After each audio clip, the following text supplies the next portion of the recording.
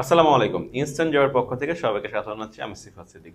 So তোমরা যারা 93 বাফাতে apply করতে যাচ্ছ, তোমাদের নিয়ে আজকে কিছু কথা বলবো আমি। সো আমি 77 বাফা, দ্যাট মিনস হচ্ছে তোমার 77 বাফাতে আমি জিডিবি ব্রাঞ্চে জয়েন করি বাংলাদেশ এয়ারফোর্সে। তো আমি দীর্ঘ 7 থেকে 8 বছর ধরে এই বাফা নিয়ে কাজ করছি। বাফাতে কিভাবে ভালো করা যায় সেই বিষয়গুলো নিয়ে আমরা কথা বলবো। সো তোমরা যারা বাফাতে অ্যাপ্লাই করেছো বা করতে যাচ্ছ, আমাদের এই যে হোয়াটসঅ্যাপ নাম্বারটা আছে, এই হোয়াটসঅ্যাপ নাম্বার তোমরা জয়েন আমাদেরকে ইনবক্স করতে পারো। বাফা রিলেটেড কোনো ধরনের কোশ্চেন থাকলে বা কোনো ধরনের ডাউট থাকলে আমরা তোমাদের এই ডাউটগুলো ক্লিয়ার করে দেওয়ার চেষ্টা করবো। ডিরেক্টলি আমাদের তোমরা কথা বলতে পারো এই হোয়াটসঅ্যাপ নাম্বারে মেসেজ দেওয়ার মাধ্যমে। স্যার কথা না পারি আমরা চলে যাচ্ছি আমাদের মেইন টপিক 93 বাফাতে আমরা কিভাবে ভালো করব বা কিভাবে চান্সটা পাবো।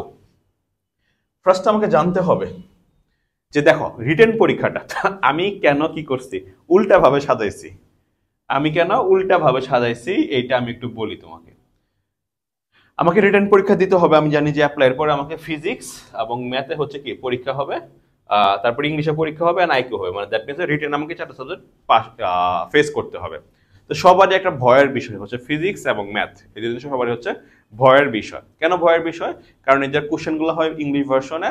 সেকেন্ডলি আমি তো হচ্ছে যে ভাইয়া ফিজিক্স ম্যাথ ঠিক মতো অনেক ধরে পড়ালেখা করি না, তো কি না কি কোশ্চেন আসে আমি তো বুঝবো না। আচ্ছা, তো ফিজিক্স এবং ম্যাথে ভালো করার জন্য তোমাকে ফার্স্ট অফ অল আমি বলি অনেক অনেক বই ঠই কিনো, বই কিনে খুব বেশি একটা হামরি লাভ হয় না, সত্যি কথা। Because you need a very good mentorship and you have to undergo a very systematic preparation. Systematic preparation না গেলে তোমার জিনিসটা ভালো হবে না। তো কিভাবে সিস্টেমেটিক প্রিপারেশন নিতে পারো?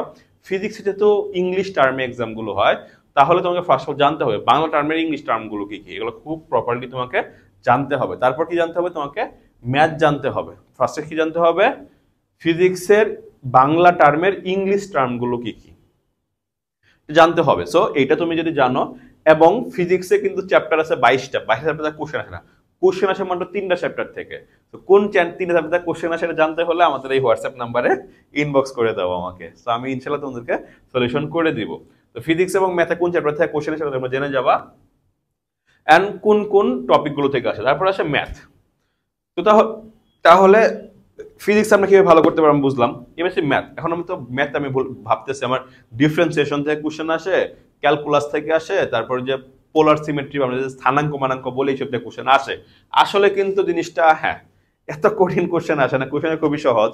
একটা গ্রাফ আসে, ডিফারেন্সিয়েশন কিন্তু সূত্র থেকে কোশ্চেন আসে, স্থানাঙ্ক 2 থেকে 5টা কোশ্চেন আসে, ভেক্টর থেকে 2-4টা কোশ্চেন আসে, এবং সার্কেল 4-5টা কোশ্চেন আসে। এবং এই কোশ্চেনের প্যাটার্ন প্রত্যেক বছর সেম টাইপেরই থাকে। তো তোমার এত বড় একটা বই কিনে পড়ার আসলে কোনো দরকার নাই।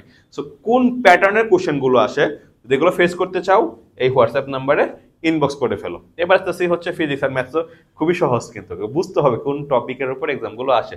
তারপর আসে ইংলিশে। তো ইংলিশের প্রবলেমটা কি? আমরা ইংলিশে কিন্তু আসলে খুবই বেসিক কোশ্চেন হয়, 9-10-এর যে আমার গ্রামার আছে ওগুলো থেকে আসে।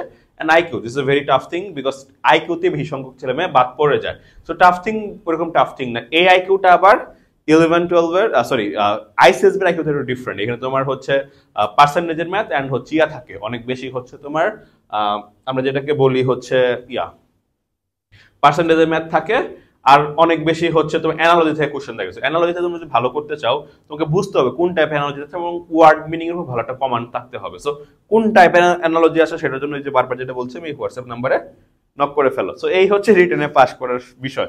এন্ড রিটেনে পাস করার পর তারপরে আসলে মেডিকেল এবং ভাইবা, সো দুইটা কোশ্চেন হবে তোমাকে। এরপরে মানে রিটেনটা পার করার পর ওই দিনই মেডিকেল হবে, তারপরের দিন ভাইবা হবে। সো মেডিকেল এবং ভাইবা। তো মেডিকেলে তুমি কিভাবে ভালো করতে পারো?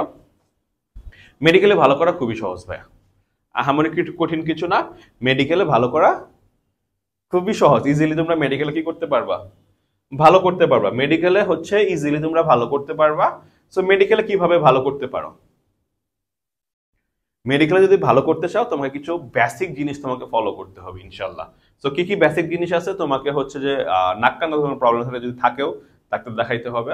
প্লাস যদি কোনো ডাউট থাকে এই নাম্বারে নক করে ফেলো, ছবি পাঠাই দিও যে কোন কোন জায়গায় তোমার প্রবলেম মনে হচ্ছে, আমি দেখে এটা তোমাকে বলে দেবো যে কি হলে কি হবে।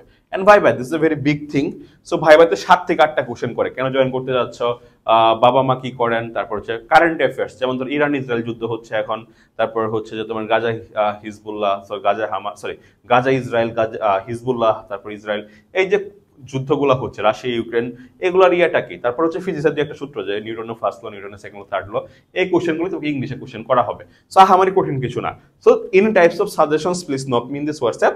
ইনশাল্লাহ তুমি যদি এই জিনিসগুলো ফলো করতে পারো খুবই ভালো করতে পারবা 93 বাফাতে। Thank you.